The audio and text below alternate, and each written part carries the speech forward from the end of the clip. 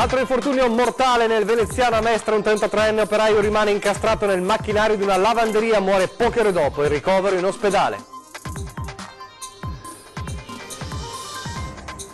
Accoltella senza motivo l'anziano mentre quest'ultimo sta gettando la spazzatura. È accaduto domenica scorsa a Sandona di Piave, denunciato l'aggressore, un 18enne romeno. Colpito la testa col calcio della pistola, rapinato di 20.000 euro e caccia al bandito che ha aggredito e ferito un albergatore a Jesolo. Lettera al sindaco dei residenti del rione Santa Barbara tra la Gazzara e via Milanese, un quartiere invaso dagli sbandati in fuga dalla repressione di via Piave e via Trento. Furioso il vicegovernatore Forcolin dopo la sconfitta della Lega a San Donà a colpa di Forza Italia, accusa gli amici di Renato Chisson, hanno portato sotto banco i loro voti al PD. E da Forza Italia arriva la replica del coordinatore provinciale Celeghin, basta polemiche e ricostruzioni fantasiose, invita, uniti abbiamo sempre vinto, torniamo a collaborare. La Presidenza del Consiglio affianca il Comune di Venezia nel ricorso al TAR contro il referendum per la separazione tra Venezia e Mestre. In città Lega e Movimento 5 Stelle presi in contropiede dicono chiediamo spiegazioni.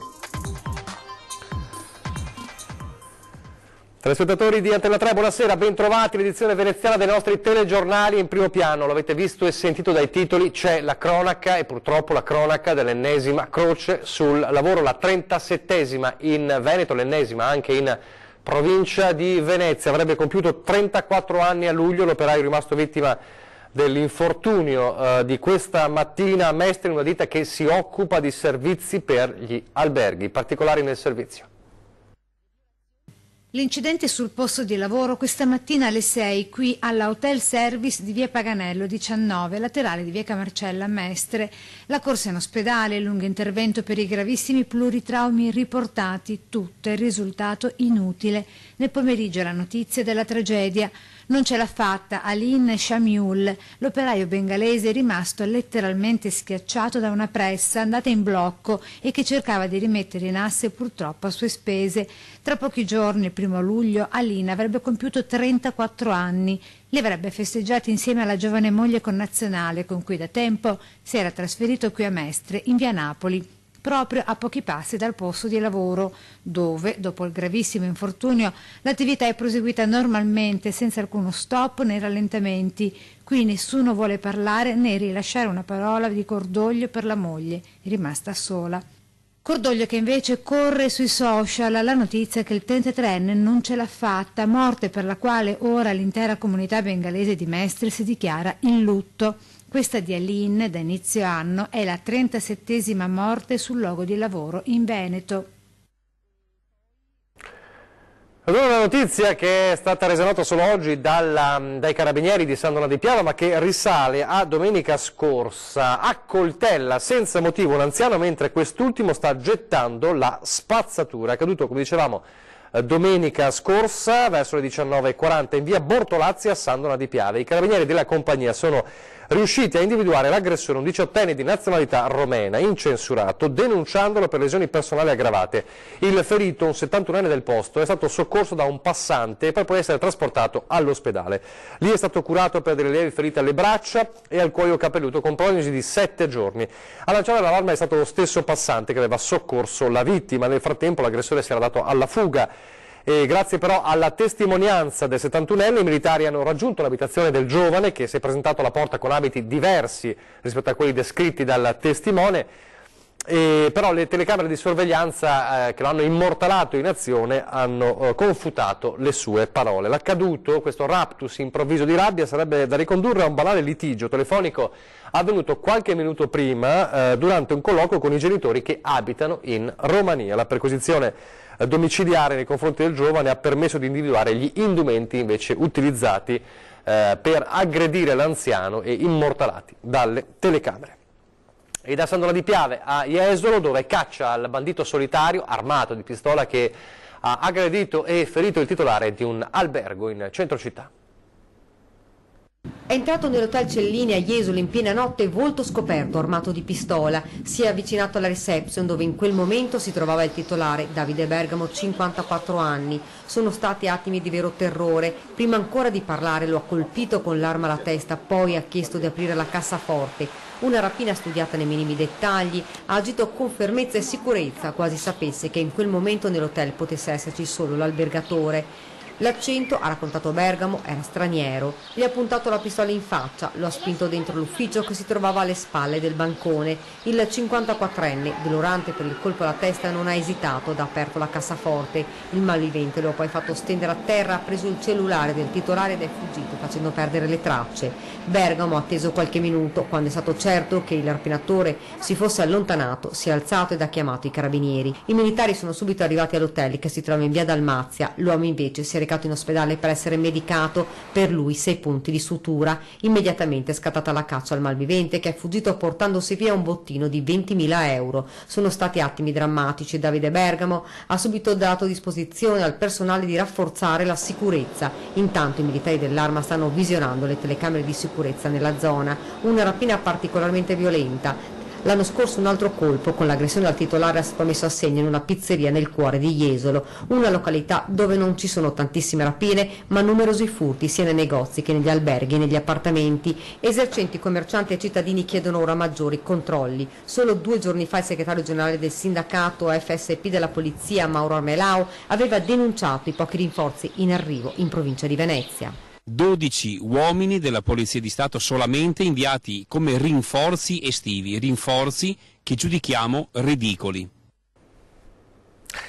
Indagini dei carabinieri adesso a Sottomarina di Chioggia per l'incendio di 2 casoni. L'incendio risale alle 22 della scorsa di ieri sera.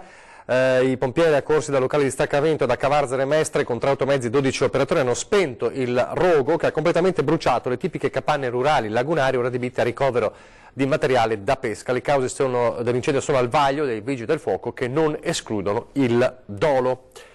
Ed ora Mestre con gli attimi di panico vissuti nel pomeriggio in viale San Marco per una allerta bomba scaturita da una valigia abbandonata. L'allarme è scattato intorno alle 13 in viale San Marco, dopo il ritrovamento di una valigia rigida a qualche metro dalla fermata Poerio della linea tranviaria. L'intera area è stata transennata a scopo precauzionale, il siluro rosso diretto verso Venezia è stato bloccato circa 200 metri prima lungo il viale. Mentre gli artificieri si portavano sul posto, insieme ai vigili del fuoco e alla polizia locale sono stati attivati bus sostitutivi. Poi è entrato in funzione Willy, il robot della questura, per ispezionare la valigia alla ricerca di eventuali ordigni. La valigia è stata quindi fatta brillare dagli specialisti rivelando finalmente il suo contenuto, soltanto un mucchio di vestiti e alcuni effetti personali. Probabile sia stata dimenticata da un turista prima di salire sul tram. Il traffico è rimasto interrotto per oltre mezz'ora prima di tornare alla normalità intorno alle 2 del pomeriggio. Restiamo a Mestre, degrado e spaccio. Ci spostiamo nel rione Santa Barbara dove i residenti, stanchi di vivere barricati letteralmente in casa, hanno avviato una raccolta firme e scritto anche una lettera per chiedere in questa missiva l'intervento diretto del sindaco Luigi Brugnaro. Sarebbe da distruggerli tutti. Distruggere chi? Cosa? Ci sono i tossicodipendenti che sono sempre lì in zona, vicino ai supermercati, si prendono le birre e tutto. Ogni tanto senti delle sirene che arrivano. Un ritrovo di tutti i lazzaroni che si conoscono, un ritrovo.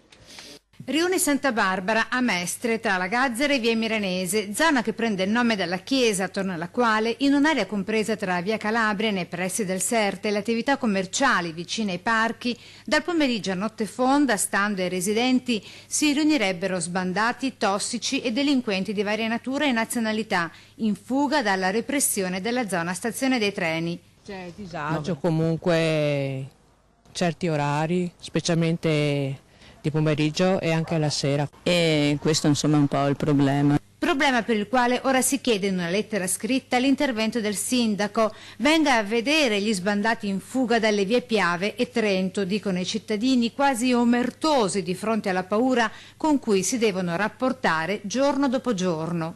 Lasciamo perdere, io Io sono vecchia per cui non voglio espormi più di tanto, tesoro. Ci sono quelli del CERT. Quindi lei dice ci sono problemi legati alla gente tossicodipendente? Sì, sì. Non mi fido a fare tutta la strada da sola. Perché? Che cosa incontra lungo la strada? Non si sa mai con quello che succede. Torniamo adesso a parlare delle amministrative, o meglio del ballottaggio di San Donà di Piave e del risultato di San Donà con la vittoria di Andrea Ceresare del centro-sinistra, unico faro diciamo del centro-sinistra in questo turno amministrativo, e quindi anche delle conseguenti polemiche tra Lega e Forza Italia che continuano a 2 giorni dal voto. Oggi abbiamo raccolto le parole del vicegovernatore Gianluca Forcolin, nonché uomo di punta numero 1 della Lega in Veneto Orientale, chiamato in causa più volte ieri da Forza Italia. Sentiamo le sue parole. La sconfitta della candidata leghista Francesca Pilla a San Donà, il frutto del tradimento di Forza Italia secondo il vicegovernatore Gianluca Forcolin, che conta i voti ricevuti dal rieletto sindaco PD Andrea Ceresare e attribuisce agli azzurri il risultato del ballottaggio, chiamando in causa l'ex assessore regionale Renato Chisso, scomparso dalla scena politica in seguito allo scandalo Mose. Leo aveva preso 2.400 voti circa, 1.000 sono arrivati da quell'area di centrodestra che fisiologicamente si sono opposti dalla parte della Pilla, gli altri sono andati da Ceresare e quelli da Ceresare li hanno portati i nemici di San Donà di Piave, quelli bocciati dalla storia, ossia Francesca Zaccariotto e Oliviero Leo, che hanno portato sul modello iesolano, il modello tanto voluto dal loro amico Renato Chisso, che è quello del modello Forza Italia PD, e quindi il sindaco Zoggia di Forza Italia con il vice sindaco del PD. Qua volevano fare il rovescio con il sindaco del PD. Dopo aver fatto il vice sindaco di Ceresare e aver di nuovo saltato la barricata, accusa Forcolin, Leo ha scelto ancora una volta di portare i suoi voti al PD, altrimenti ora San Donà avrebbe un'amministrazione di centrodestra. Ho sentito dichiarazioni che da un delirio di onnipotenza del dottor Leo, quando assolutamente incolpa il sottoscritto ovviamente di questa sconfitta. Dico solo che il dottor Leo non è di San Donà, non è domiciliato a San Donà, non lavora a San Donà, non paga le tasse a San Donà, ma è residente in Puglia ed è stato sonoramente bocciato il primo turno con il 12% solamente dei voti contro il 36% della dottoressa Pilla, quindi non può impartire lezioni. Alle elezioni del 4 marzo la Lega Sandonatese ha dimostrato la sua lealtà verso Forza Italia, ricorda il vicegovernatore, peccato che a parti invertite non sia avvenuto lo stesso.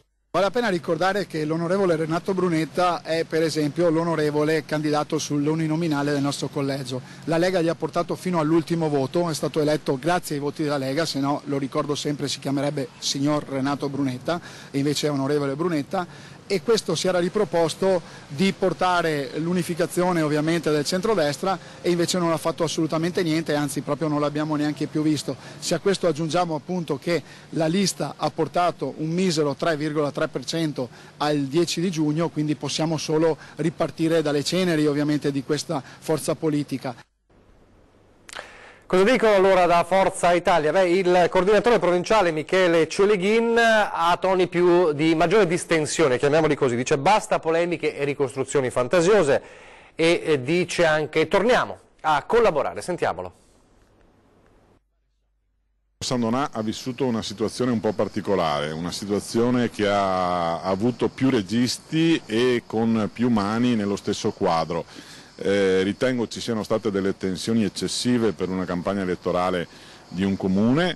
Penso che questo sia il momento un po' di stendere gli animi, di guardarsi in faccia, magari aspettando il post ferie, e di riprendere un dialogo costruttivo che c'è stato, devo dire, in Veneto Orientale, anche in molti altri comuni. L'invito è a lasciar perdere le polemiche delle ultime settimane e tornare a lavorare insieme tra Lega e Forza Italia anche in Veneto Orientale. Quanto alle accuse di un'ispirazione al metodo dell'ex assessore regionale Renato Chisso da parte degli azzurri sandonatesi, il coordinatore provinciale del partito Michele Celeghin alza le spalle. Mi sembra ingeneroso nei confronti delle squadre, e sono tante le persone che ci hanno messo l'anima e il cuore in queste elezioni. Sulle elezioni di San Donà hanno forse messo le mani in troppi, sostiene Celeghin, e quando ci sono troppe mani a fare lo stesso lavoro spesso viene fuori un pasticcio. Personalmente ho dei buoni rapporti sia col collega Tollon che col vicegovernatore, non vedo che ci siano motivi d'attrito se non per questioni personalistiche che hanno riguardato più il livello locale che il livello provinciale. Se c'è una lezione che si può trarre da questa tornata elettorale, prosegue il coordinatore azzurro, è che dove si presenta unito il centrodestra stravince. Penso che questo sia un motivo per una riflessione che deve far mettere un po' tutte le forze politiche del centrodestra allo stesso piano e in termini di dialogo. Sulla stessa linea il senatore forzista Andrea Causin,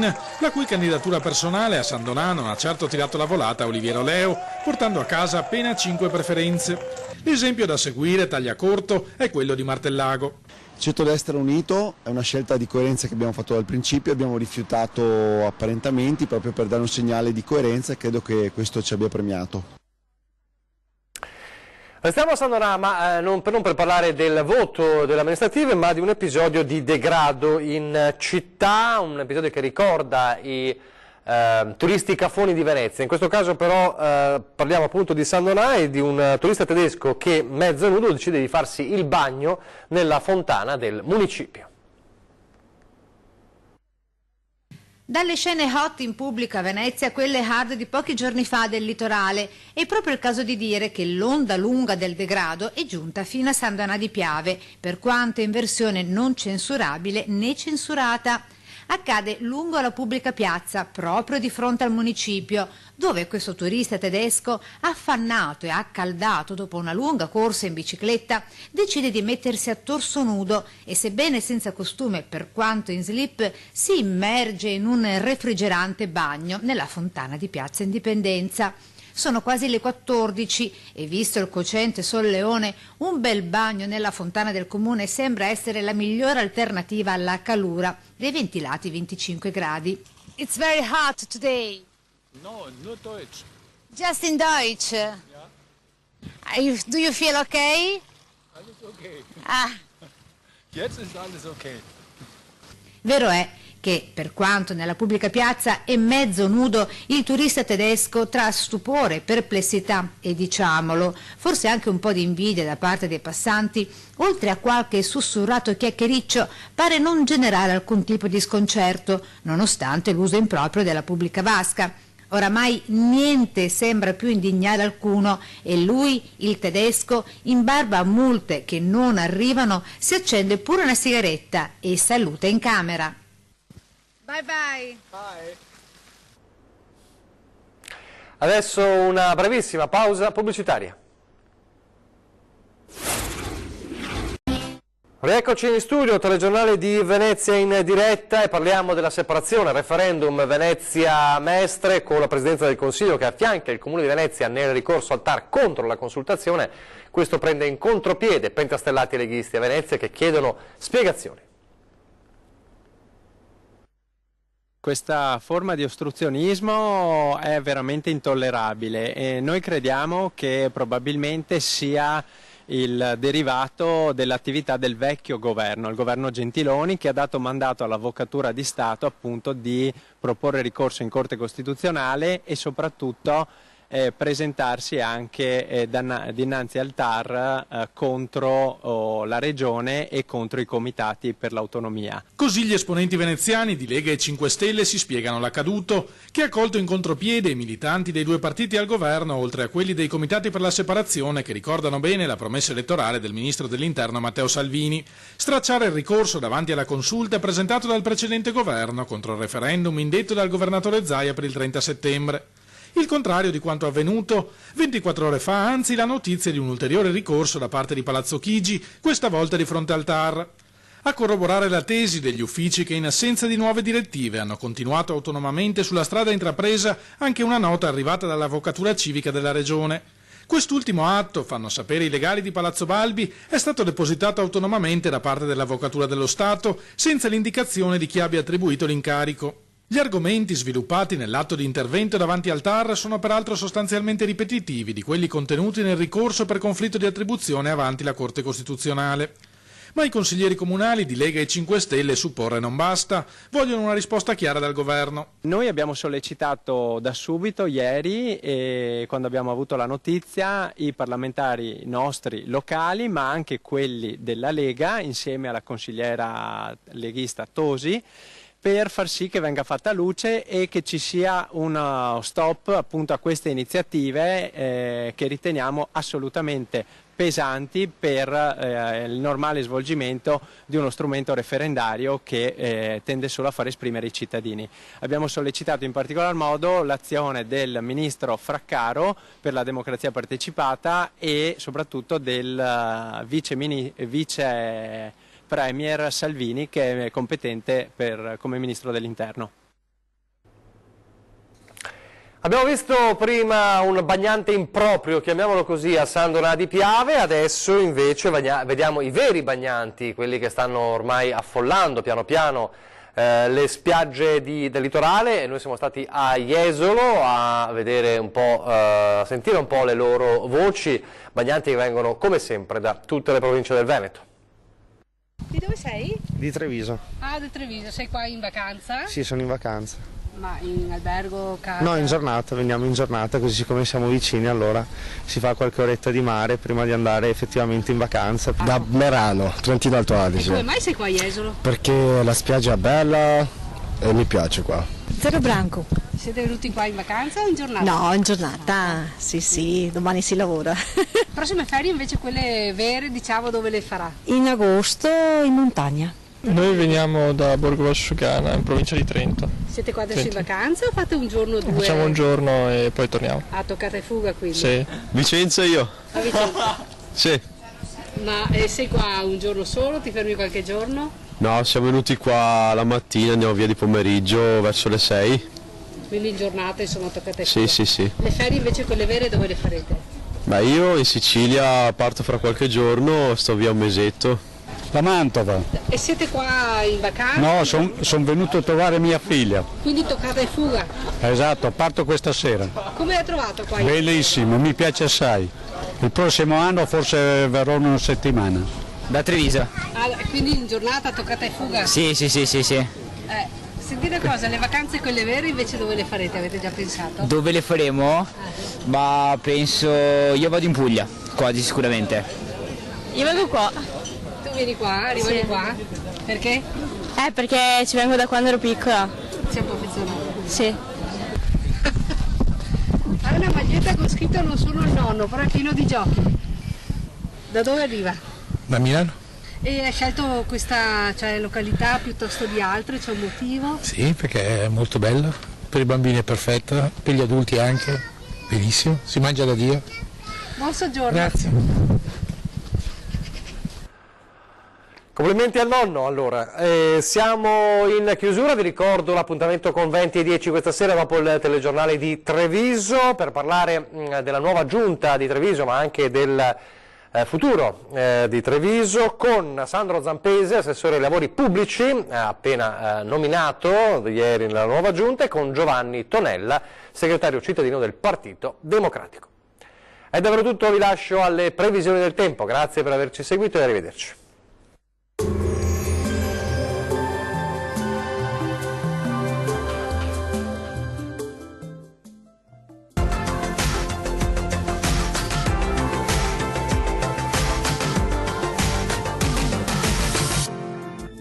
Ben ritrovati al meteo di Antenna 3. Prevalenza di sole sulle nostre regioni, ma non mancherà qualche disturbo. Vediamo il dettaglio. Sul Veneto ampio soleggiamento nella prima parte della giornata, con il cielo che si presenterà sereno o al massimo poco nuvoloso ovunque.